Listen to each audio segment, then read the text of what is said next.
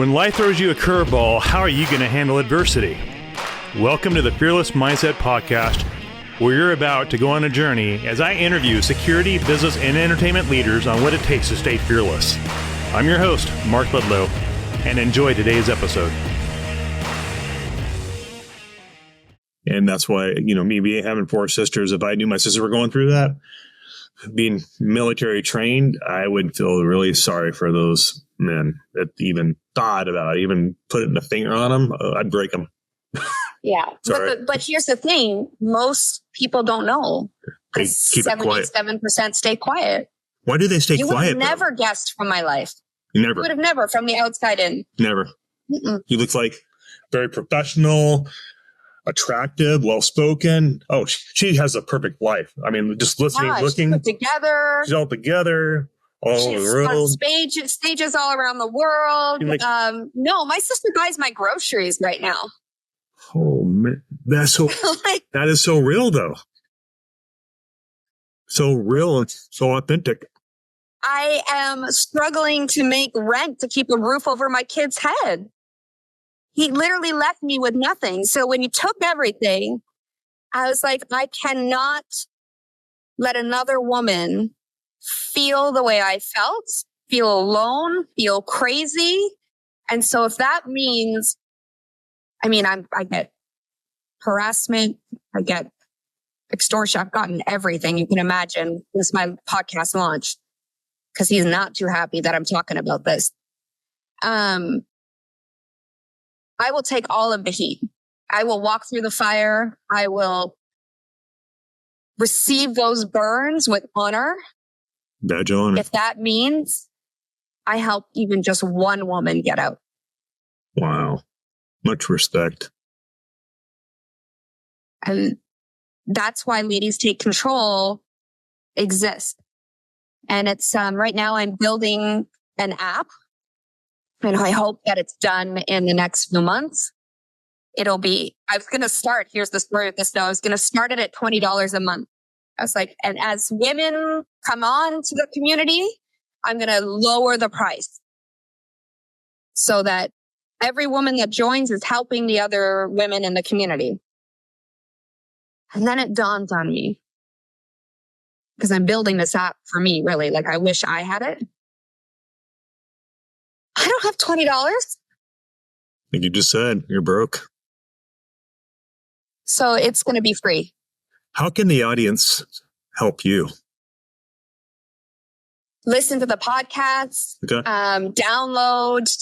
If we can get enough download and enough exposure, maybe there'll be sponsorships, that we can put back into the community.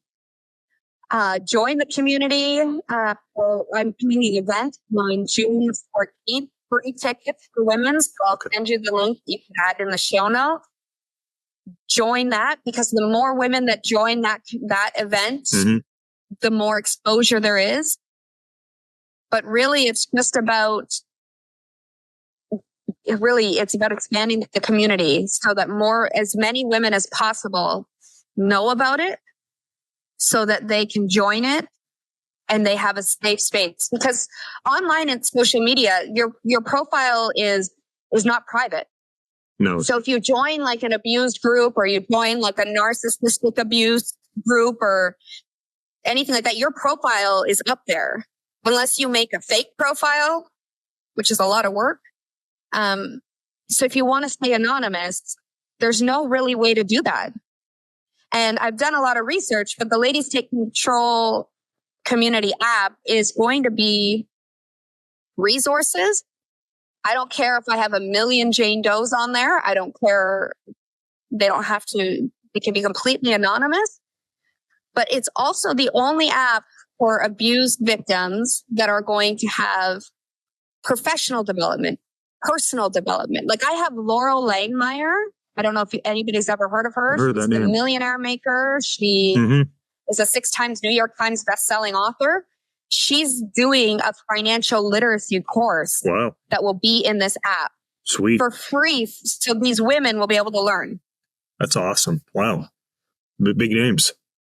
So I'm going to be giving these women everything I wish I had had. Oh.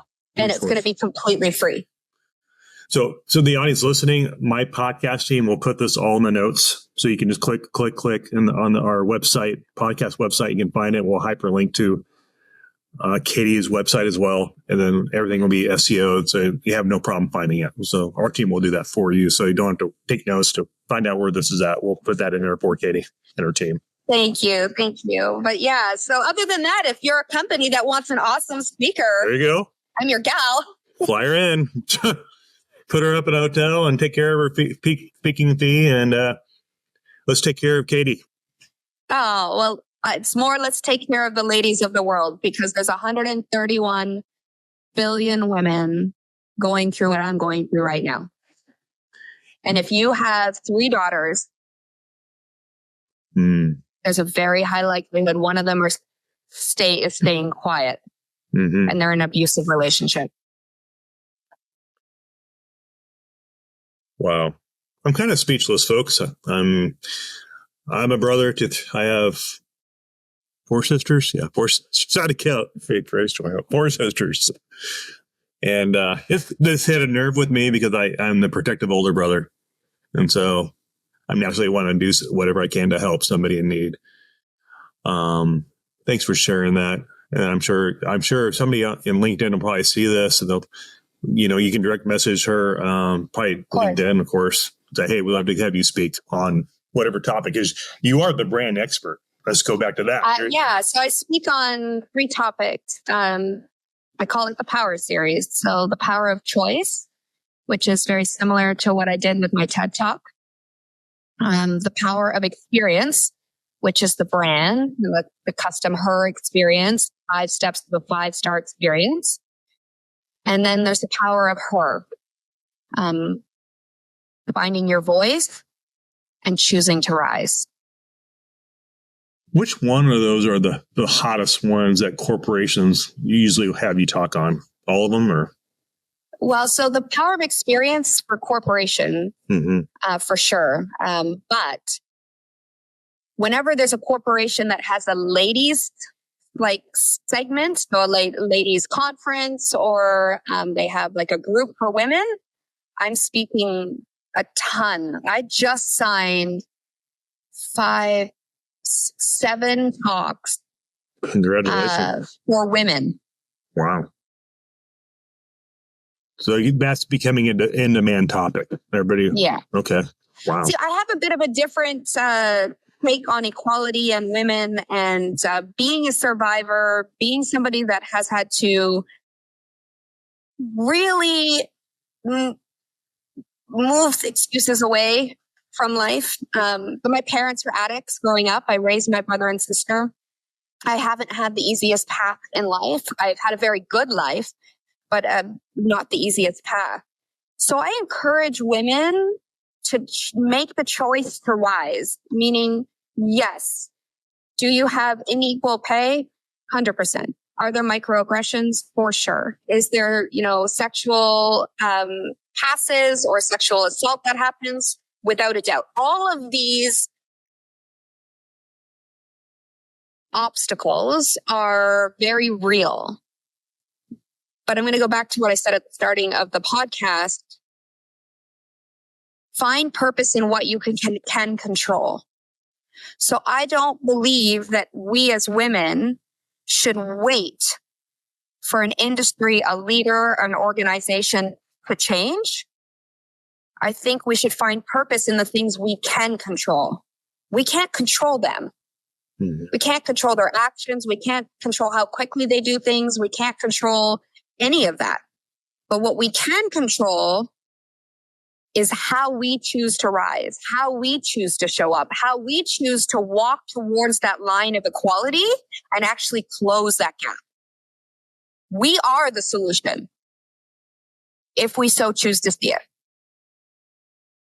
Do you think there's a lot of still a lot of fear in the corporate work circles of women trying to have their voice? Is there still resistance going on, or do you think they're starting to have more inclusion, people being able to have table talk? Let's talk about this. Let's get this out.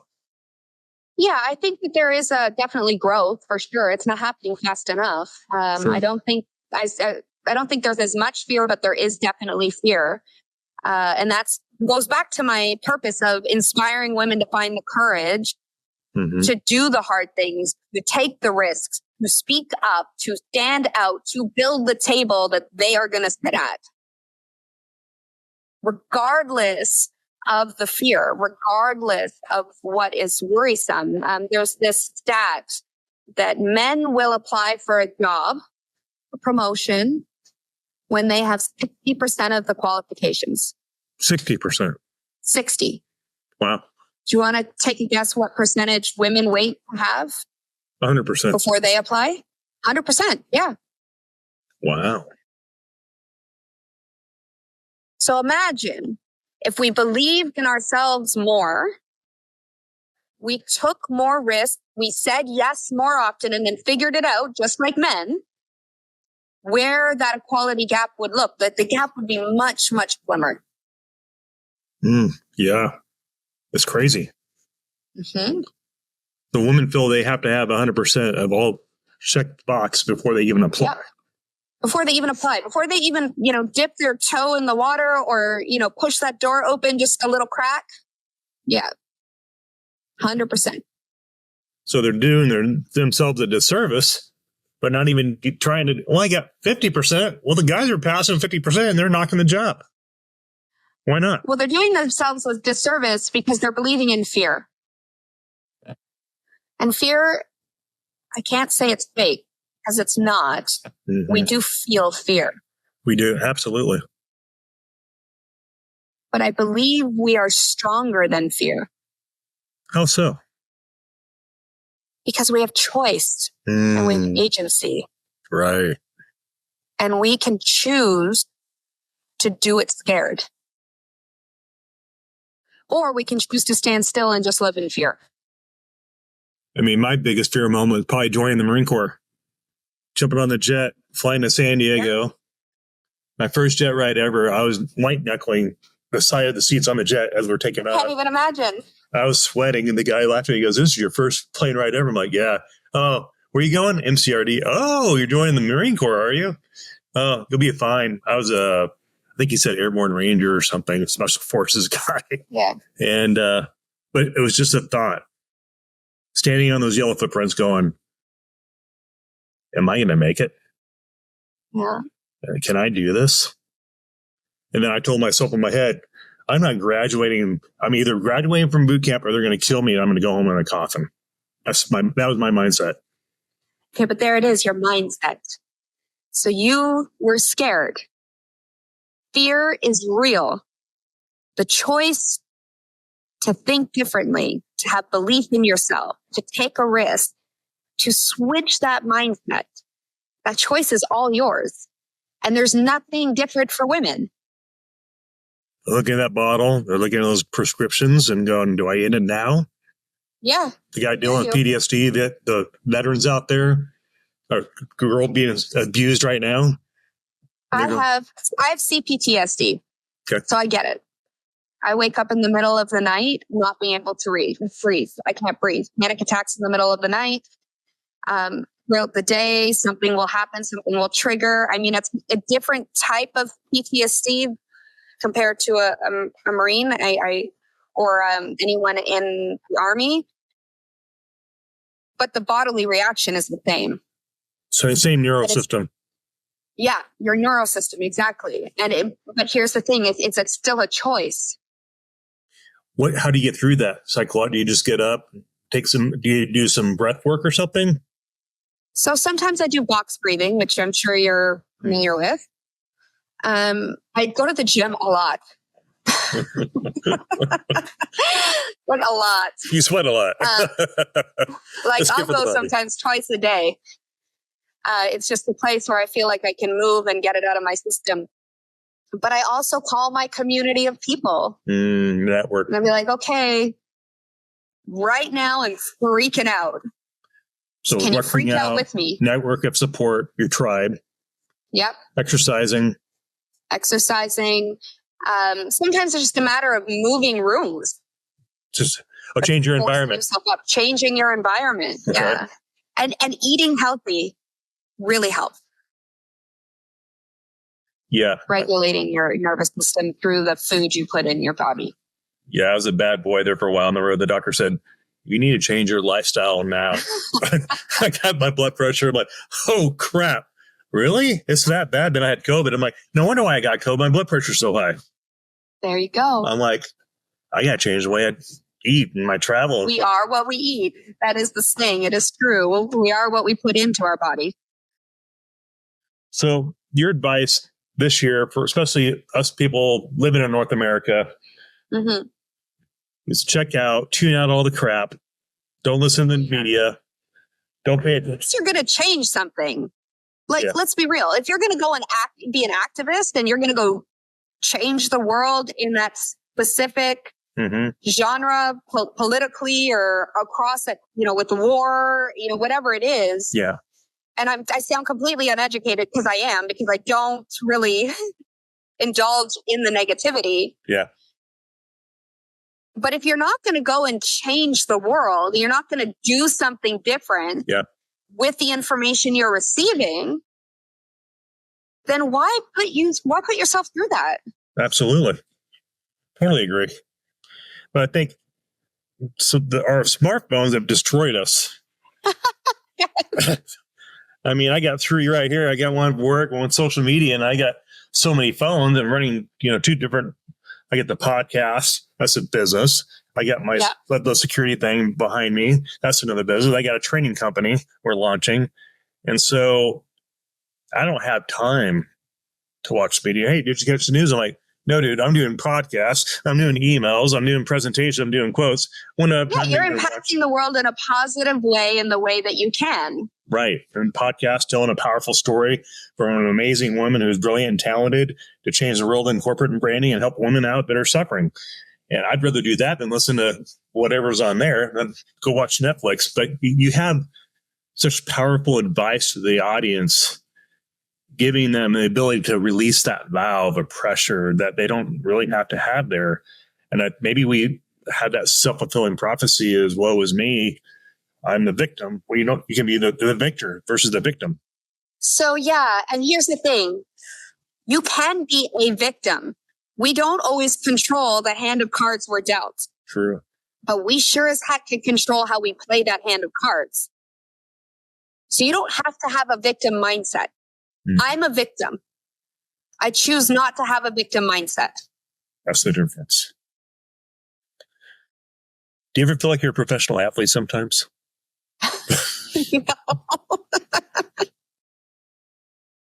No. Because I had a friend of mine, who's a business mentor of mine. His first name is Tracy. I'll leave it at that. He played for the NFL. Okay. And he said, in order to be a professional athlete, especially a wide receiver, you just got hit. You just got destroyed. Tom Brady is showing you that pass. You have to develop amnesia for every play. Yeah. It's just that mindset, like being a Navy SEAL. Okay, what if I turn that corner and going around that corner, the person of interest is right there and they're going to round us down range. You just got to survive, you overcome and adapt. And it's like, you remind me of a professional athlete, just in your confidence, your self-control, you're like 10 feet tall and bulletproof. No one can touch you. I don't feel like I am, but thank you. But I can tell you through that relationship, I was not who I am. I was this person before the relationship. I am who I am. This is clearly who I am at the core. But in the relationship, I didn't even recognize myself. I was talking about, I think I was telling you beforehand, but it was like being a prisoner of war, POW. POW, right. And it was slow, like Chinese water torture. Wow. Like the slow drip. And then all of a sudden it's too late. Like in hindsight, I look back now and I can pinpoint the time where psychologically I wasn't home, where I was begging God to make me better, to make me stronger so that I don't screw up, so that I can be enough, so that I can be everything He needs me to be. And so that I don't cause the problems. I look back and I read my journals, I don't even recognize myself. Wow. That's huge transformation though. I came home. You came home. I came home. Was that a spiritual transformation? Oh, yes. I found God. Wow. 100%.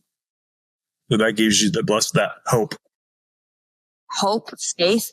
I walk with him every single day. So when did you come across the faith? Since you're little, when in your life journey did you come across that? What helped change? Well, I kind of came across faith throughout the relationship, to be honest, because I was like, I didn't know where else to turn. Like, I couldn't seem to get it right. I couldn't seem to not be the problem. I couldn't seem like it was in my head. If you didn't do X, Katie, why wouldn't it happen? And so I desperately pleaded to God during those times. Help me. I need to be better. But it was out of complete desperation. When he discarded me, threw me away, I had a very raw moment where I said, God, where I'm like, I'm just going to lean on you now. I'm tired. When did this take place? At the end of the relationship. So not too long ago. Wow. And I just had to put my blind faith in the man above because I didn't have enough strength to keep going. Like, I was celebrating taking a shower. That's significant. Brushing my teeth. Wow. So you hear like a small voice? No, but definitely ready to give up. On the verge. Definitely ready. On the edge. Yeah. Oh, the amount of times I had the thought of when I was driving alone, if I just drove into oncoming traffic, it would all be over. Wow. And then something happened when I started to actually lean on God, have faith and hope. I started to be surrounded by these people that lifted me up. And every day I got closer to the top of the hole that I had dug myself into or was put into. And then I had somebody tell me, Katie, it's time to take off your sad girl pants and put on your badass pants because I know they exist.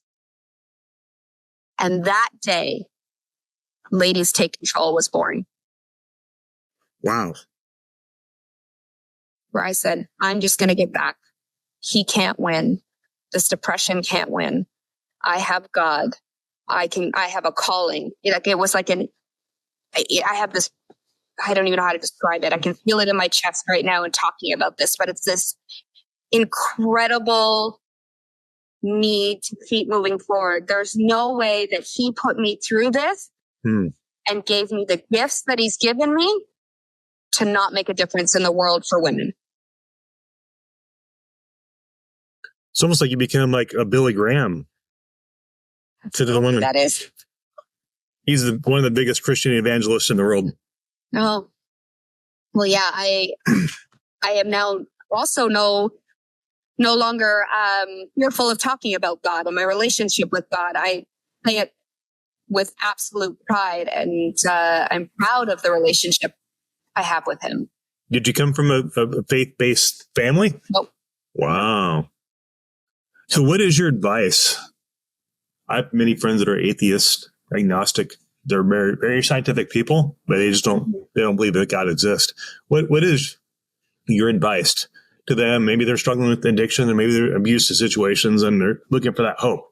It's that empty void in your heart that you're trying to fulfill. Yeah. So my parents struggle with addiction. My dad is now 8 years sober. So I have very hands-on experience with this.